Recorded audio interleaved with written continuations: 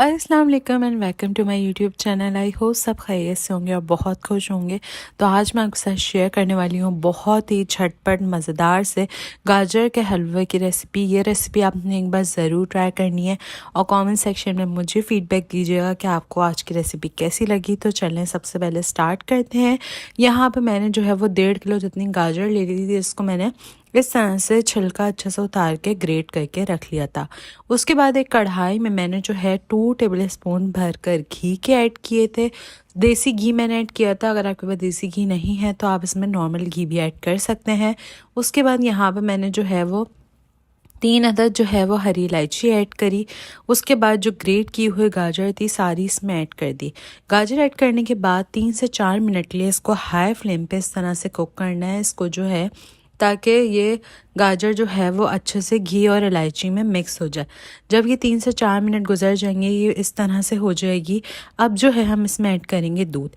यहाँ पे 1.5 किलो गाजर में मैंने जो है वो आधा किलो जितना दूध ऐड किया। अगर आप चाहें तो आप और भी ऐड कर सकते हैं। मैंने हाफ़ केजी इसमें दूध ऐड करा है। उसके बाद दूध ऐड करने के बाद इन सब चीज़ों को अच्छे से मिक्स कर लेना है। मिक्स करने के बाद अब बारी है इसको पकाने की। अब जो है हमें इसको इतना पकाना है कि दूध जो है इसका बिल्कुल ड्राई हो जाए। इसको मैंने कवर करके रख दिया था अब भी, लेकिन इसमें दूध था ही, ड्राई नहीं हुआ था। तो इस बीच में ही मैंने चीनी ऐड करी। चीनी यहाँ पर मैंने जो तकरीबन 1 पाव जितनी ली है। अगर आप का टेस्ट बर्ड्स जो है वो अगर ज़्यादा चीनी पसंद करते हैं तो आप इसमें ज़्यादा चीनी ऐड कर लें। टेस्ट के अकॉर्डिंगली अपने चीनी ऐड करनी है। मैंने अपने टेस्ट के अकॉर्डिंगली ऐड करी थी। उसके बाद इन सब चीज़ों को अच्छे से मिक्स कर लेंगे।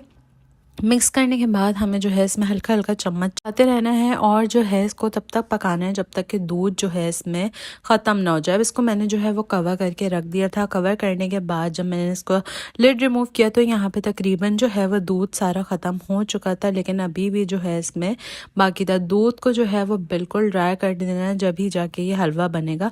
अब यहाँ पे लग तो रहा है कि दूध जो है वो बिल्कुल ख़त्म हो गया। इसका जो है वो मैंने फ्लेम को थोड़ा सा हाई कर दिया था ताकि जो है इसका सारा जो घी है वो ऊपर आ जाए और दूध जो है वो सारा ड्राई हो जाए। इस दौरान मैंने यहाँ पे जो है वो बादाम और पिस्ता ऐड कर दिया। आप जो इसमें ऐड करना चाहें कर सकते हैं। आप इसमें जो है वो अखरोट भी ऐड कर सकते हैं, बहुत ज़्यादा मज़ेदार लगते हैं, लेकिन मैंने जो है वो पिस्ते और बादाम ऐड किए थे।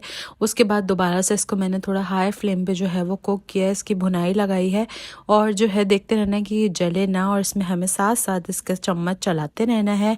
जब इस स्टेज पे आ जाएगा तो हमें चेक करना है कि दूध अच्छे से जो है वो ख़त्म हो गया है नहीं। इसको इस तरह से प्रेस करके चेक करेंगे। अगर दूध इसमें आ रहा है तो अभी इसमें भुनाई बाकी है, अगर दूध नहीं आ रहा तो हलवा बनकर तैयार है। इसको मैंने जो है वो अच्छे से भुना भुना भुना उसके बाद मैंने तकरीबन 5 मिनट के लिए इसको कवर कर दिया था।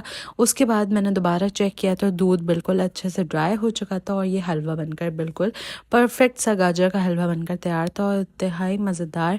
अब यहाँ पे जो है वो मैंने हाफ़ कप जितना खोया ऐड किया था। खोया आप अपने टेस्ट के अकॉर्डिंगली ऐड कर सकते हैं, जितना आपको पसंद हो आप उतना ऐड कर लें। बहुत मज़ेदार लगता है। इसको आप बाद में गार्निश के तौर पे भी ऐड कर सकते हैं, इसमें पहले भी ऐड कर सकते हैं।